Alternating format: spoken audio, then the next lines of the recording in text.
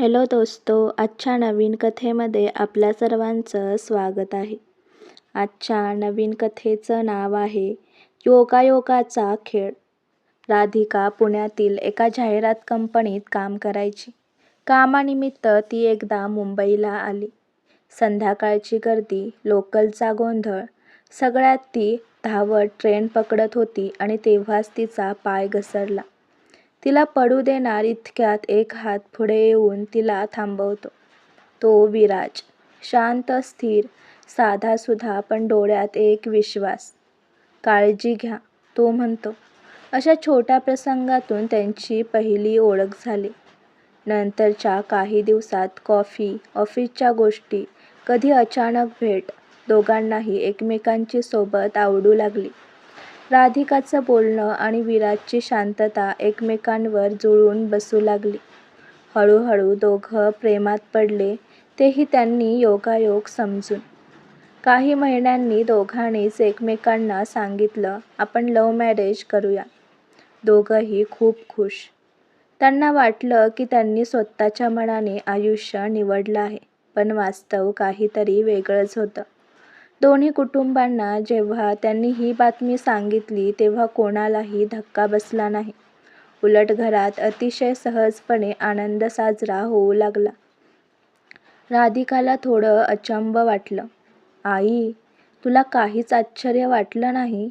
आई फक्त हसली. विराजच्या घरीही अगदी हाच प्रकार. लग्नाच्या तयारीत एक दिवस दोन्ही कुटुंब एकत्र बसली. दोन्ही वडील एक जुना फोटो अल्बम घेऊन आले. राधिकाने अल्बम उघडला आणि थक्क झाली. फोटोमध्ये ती आणि विराज बाळ असताना एकाच पाळण्याजवळ बसवलेले. त्यांच्या दोन्ही कुटुंबाचे फोटो, एकत्र, हसत, आनंदी.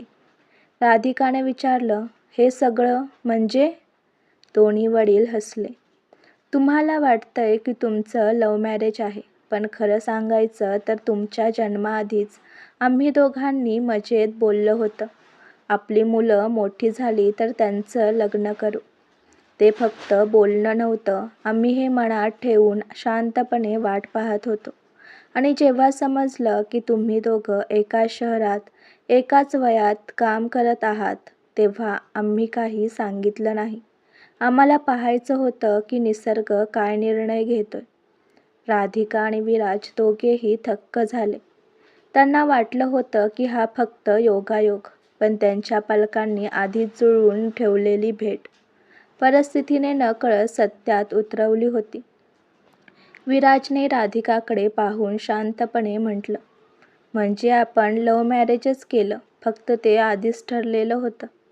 राधिका हसली.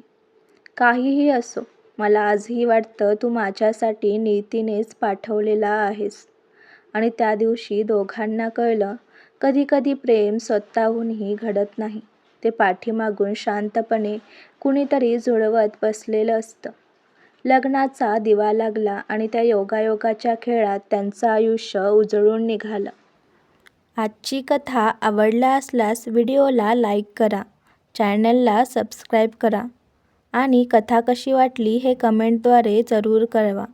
व्हिडिओ जास्तीत जास्त शेअर करा. धन्यवाद.